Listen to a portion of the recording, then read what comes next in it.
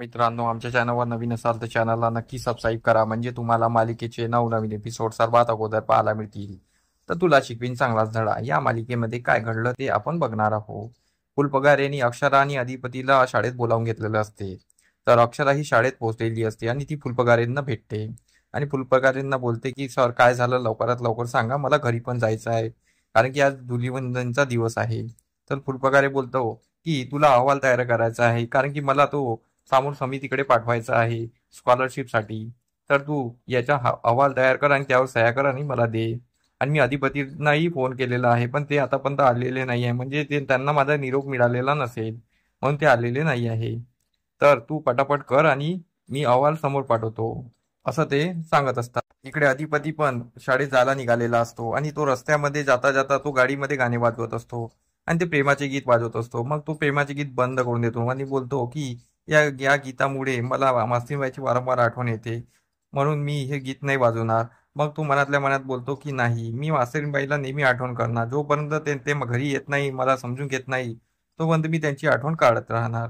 असं तो बोलून तो सामोर निघत असतो. रस्त्यामध्ये मुलं हे होळी खेळत असतात आणि इकडे अक्षराचं काम झालेलं असते आणि अक्षरा साईन करून अक्षरा शाळेतून निघायचा प्रयत्न करत असते. तर ती फुलपगारांना बोलते, सर मी निघते आता.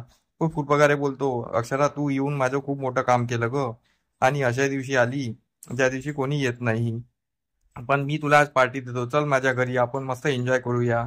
आपले खूप दिवस झाले आपण पार्टीही केले नाही आणि बसलोही नाही एका ठिकाणी. तर अक्षरा बोलते, नाही, मी आईला सांगितलं आहे, मी लवकर जाऊन शाळेतून येते, आपण नंतर कधी करू. तर अक्षरा तिथून निघत असते. तर अक्षरा शाळेतून निघाली असते तर इकडे अधिपती शाळेत पोहोचलेला असतो आणि अधिपती शाळेत पोहोचलेल्यानंतर तर इकडे अधिपती वरती येतो आणि वरती आल्यानंतर अधिपती फुलपगारेंना बोलतो की काय झालं फुलपगारे सर, कसं अर्जंट काम होतं सांगा. तर फुलपगारे बोलतो, तुमच्या यावर सह्या पाहिजे होत्या, समितीकडे पाठवायच्या स्कॉलरशिपसाठी. तर अधिपती त्यांच्यावर ओरडतो, आणि काय एवढ्याशा कामासाठी तुम्ही मला इतकं बोलवलं, मला वाटलं काही वेगळंच काम आहे, मास्तरीणबाई वगैरे येणार आहे. तर त्यावर फुलपगारे बोलतो, अक्षरा आत्ताच येऊन गेली, ती खाली गेलेली आहे. तर इकडे अक्षराला आठवते की आपली चाबी तिथे राहिली आहे, म्हणून अक्षरा वर यायला निघत असते. तर अधिपती बोलतो, काय असं काय.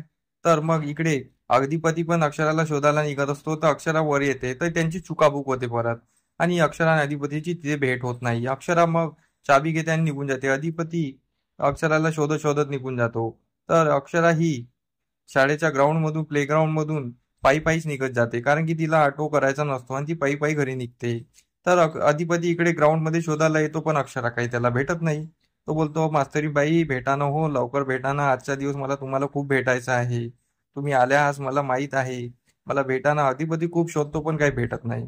इकडे अक्षरा पायी पायी चालली असते आणि रस्त्यात मुलं होळी खेळत असतात. एका मुलाला लागलेलं असतं. तर अक्षरा त्यांना बोलते की बाळा, असं खेळा, होळी खेळा, आपण चांगल्याने खेळा, कोणाला लागू नये. तुम्हाला माहित नाही आहे का, कोणाला लागलं नाही पाहिजे, चांगल्याने होळी खेळा, असं ती बोलते आणि पायी पायी जायला निघते. मग अधिपती विचार करतो की मास्तरीणबाई पायी पायी जायला निघाले असेल, तर अधिपती पायी पायी जायला निघतो. तर अधिपती आणि मास्तरीणबाई हे एका ठिकाणी येतात आणि ते एकमेकाला धडकतात. तर तेवढ्यात एक लहान मुलगा येतो आणि त्यांच्या अंगावर रंग उधळतो. तर ते रंग ते दोघांच्या अंगावर पडतात आणि ते दोघे डोळे चोळू लागतात. डोळे चोळू लागल्यानंतर अधिपती मास्तरीणबाईला बघतच राहतो आणि इकडे अक्षरा पण अधिपतीला बघत राहते. ते दोघंही एकमेकाला बघत राहते.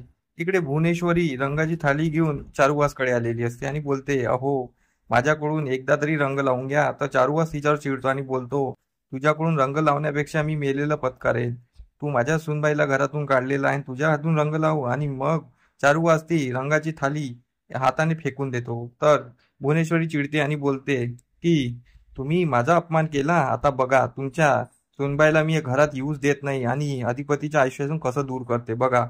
तर यावर चारुवास बोलतो, हे तुझं बोलणं अधिपतीने ऐकले पाहिजे होतं. मग अधिपतीला समजलं असतं की ही भुवनेश्वरी कशी आहे. तर त्यावर भुवनेश्वरी बोलते, अधिपतीला कधीच कळणार नाही आणि अधिपतीच्या आयुष्यातून मी तिला बाहेर काढणार म्हणजे काढणार, कारण की शिकलेली बाई आम्हाला कधीच पाहिजे नव्हती आणि आम्ही त्याच्यासाठी अडाणीच बाई आणणार आहे, जी आमचं ऐकेल, असं ती त्याला बोलत असते. आणि त्यावर चारुवास पण तिच्यावर चिडतो आणि तिथून निघून जातो.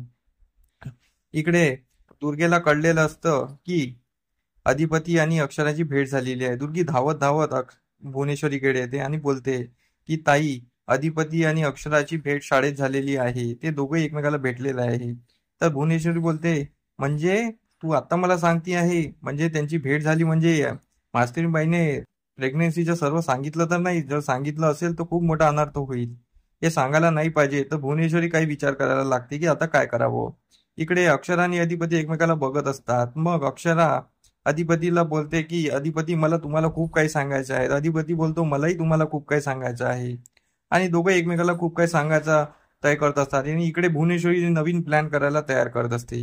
आता समोरील भागात हे पाहणं रंजक ठरणार आहे की अधिपती आणि अक्षरा हे एकमेकाला सर्व सांगणार का, आणि अक्षरा आणि अधिपतीची ही भेट ही खूप रोमांचक असणार का, ही आपल्याला समोरील भागात कळणारच आहे. तर आमचा एपिसोड कसा वाटला मला कमेंट करून नक्की सांगा. धन्यवाद. आमचा एपिसोड तुम्हाला कसा वाटला हे आम्हाला कमेंट करून नक्की सांगा. आम्ही तुमच्यासाठी नवनवीन एपिसोड घेऊन येत राहू. त्यासाठी आमच्या व्हिडिओला बघत राहा. धन्यवाद.